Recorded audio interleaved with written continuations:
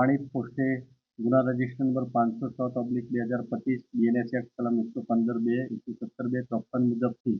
આજ રોજ ગુનો રજીસ્ટર કરવામાં આવેલ છે, જેની વિગત જોઈએ તો સેન્ટ્રલ જેલ સાબરમતીની જે અત્રેના રાણી પોલીસ સ્ટેશન વિસ્તારમાં આવેલી છે, ત્યાં રાખવામાં આવેલ એટીએસના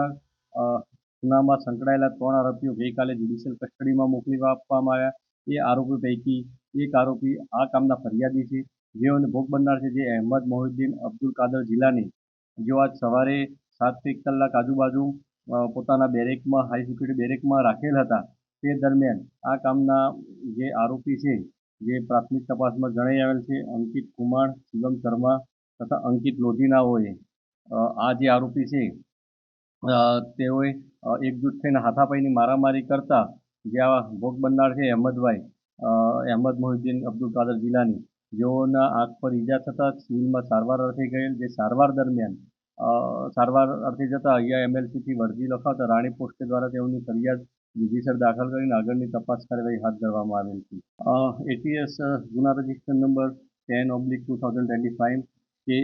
जो गुना रजिस्टर हुआ उसमें टोटल 3 आरोपी थे. तो पहले नंबर का आरोपी का नाम था अहमद मोहिद्दीन अब्दुल कादर जिलानी, दूसरे नंबर का नाम था आज़ाद सुलेमान शेख, तो तीसरा मोहम्मद सलीम. इन तीनों आरोपी को कल जुडिशियल कस्टडी में शाम को सेंट्रल जेल साबरमती में भेजा गया. उसमें से आज सुबह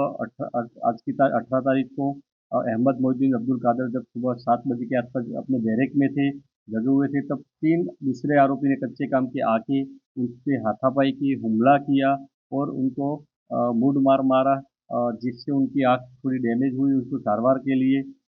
जेल प्रबंधन ने व्यवस्था करके एम्बुलेंस में ले जाके सिविल दाखिल किया. सिविल दाखिल करने के बाद सिविल अथॉरिटी ने रानी पीएस को जान किया. तो हमने इधर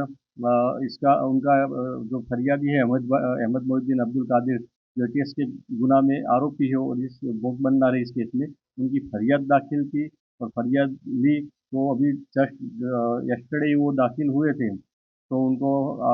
किसने ईजा पहुंचा वो उनको मालूम नहीं था, लेकिन प्राइमरी तफ्तीश में हमारे तहकीकात में मालूम हुआ कि अनिल खुमान,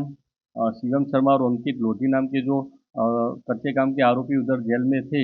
उन्होंने उनके साथ हाथापाई हुई और आगे की इन्वेस्टिगेशन अभी जांच पड़ताल चल रही है.